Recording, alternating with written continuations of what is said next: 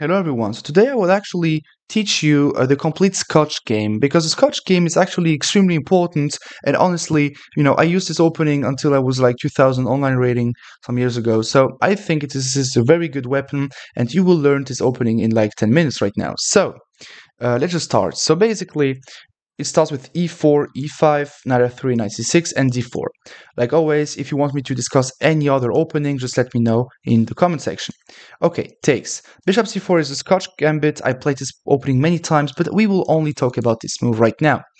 Now, already a huge crossroads. If the knight takes, we just take back with the queen, and the queen is extremely strong. It means that if this guy, for example, gets out, we can just win a pawn. This is just to show you how strong it is, and anytime this rook moves away, we can just pick up this pawn. So the queen is very good. We call it a centralized queen.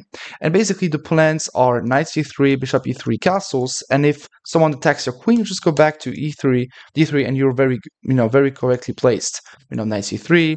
Sometimes there are even some traps in which you can play e5, and the knight is trapped like this. So make sure that it happens, because sometimes it happens. For example, in this position after knight f6, there is already e5.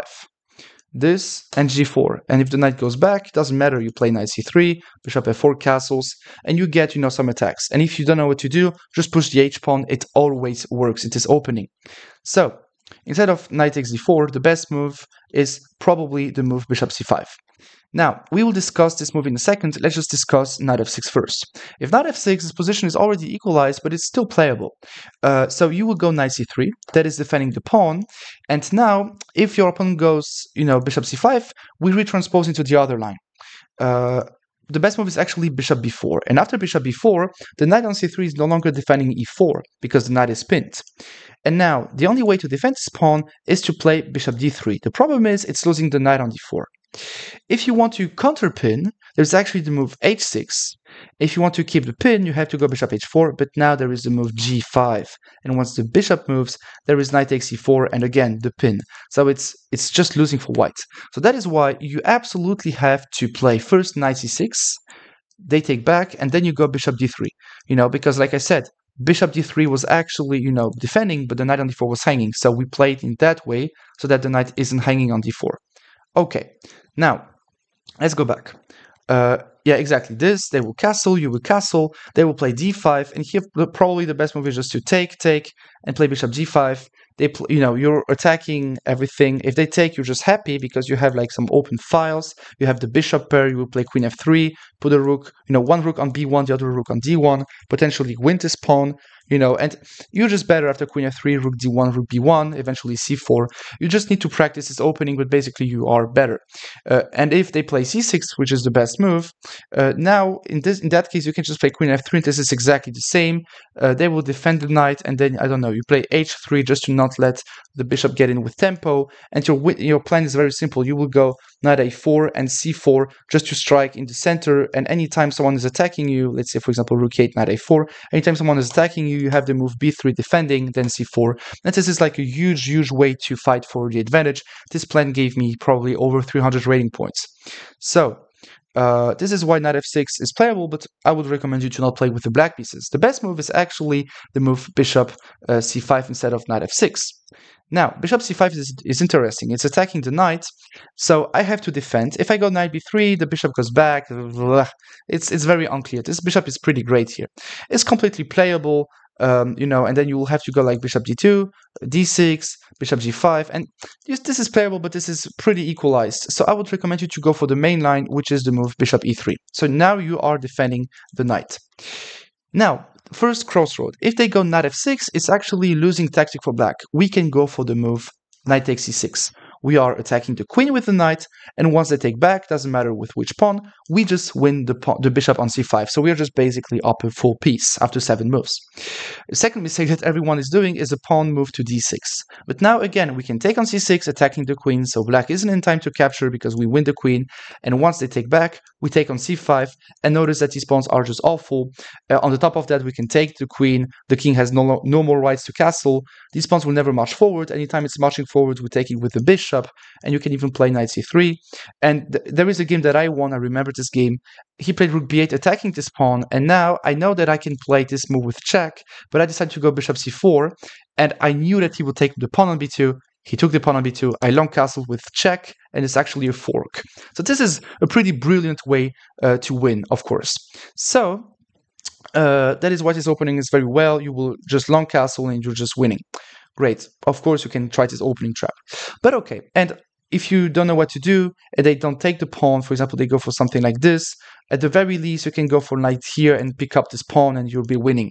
So, these triple pawns are just awful. Okay, now, of course, no one will be doing that. The best move is queen f6, and this is the main line. And now you are actually, under pressure, but if you take on c6, now they take on e3 in between move. And now they are actually counter-attacking us, and they are threatening checkmate. So you have to take it back. If you move the knight away, they just checkmate us. It's the same, doesn't matter where you go. And once you take back, they take back with the queen or with the pawn, doesn't really matter. And basically, you have double pawns, it's awful, the queen is active, so it's not a good position to play with the white pieces. So that is why in that position we have to go c3, which is defending the knight. Okay, now, the best move is knight g7, but why? Again, now if you take on c6, that would be taking on e3, and that's just awful to play. So that is why you have to first castle. But it's very difficult to find a good square with the bishop. Bishop c4 is playable, but I will show you my favorite setup, which is actually the pawn move to g3. And the idea is very simple. Let's say black castles, we play bishop g2, they play pawn d6, we castle. Now we have actually the king, which is safe behind the pawn, but also we have the rook facing the queen, which means that sometimes you might be able to play f4, e5, and the queen is sometimes trapped. But even better, let's assume black goes for the move bishop d7, we have a great move, and that is knight c6. So we are attacking the bishop, of course the bishop is defended, and if black takes back, we can just capture it, and black has double pawns, it's a problem. And if black, takes in between on e3, sure you can take on e7 and then take on e3, but you can also just take on e3, counter-attacking the queen moves, and knight e7, we win the queen. And if the queen goes there, it doesn't matter, you just capture, and you're just up a full piece, and that is pretty good. Okay, so so where was I? Yeah, exactly. So that is why after short castles, the best move is actually bishop b6. And now, since the bishop is on b6 and no longer on c5, we can play the move knight a3. In this position, if we had played knight a3, the bishop could have taken the knight and destroyed the pawn structure. But now after castle, it's no longer the case. Now we play knight a3, and if black tries something, of course now we don't take anymore because black can just take back, and taking here would be a disaster. Now the rook is active, the queen is active, so of course we don't take, we play knight c2, the knight on d4 is perfectly protected, and now that the knight is protected, we can actually play the move f4, and then the plan is g4, g5, the queen goes back, and like f5. I will show you, for example, this, I don't know, let's say this, boom, and f5, and the queen is like trapped. And this is something that happens extremely often just because you have this type of positions. That's a recurrent theme. And if you know that, you can basically win a lot of chess games. And sometimes it happens even though black isn't playing like dubious moves. So that is probably the best opening ever. If you know all the lines that I just showed you right now, you can, without any troubles, reach 2100 FIDE rating extremely fast. I have like a friend of mine from Italia. He's a FIDE master and he only plays the Scotch game. And that's funny because when he plays against someone that plays this, the Petrov defense, he plays knight c3, and then after d4 takes, he basically retransposes into a Scotch game. Bishop here, bishop e3, and it's basically a Scotch game. And queen d2, this, long castles, rook e8, f3, bishop c4, and basically it's a double-edged position, but that's okay. That's okay. Anyway, hopefully you enjoyed. If you're looking for a good chess book about the Scotch game with a lot of games analyzers, just let me know in the comment section. Of course, my mail is in the description if you're looking for a good chess coach. Hopefully see you in the future. Take care.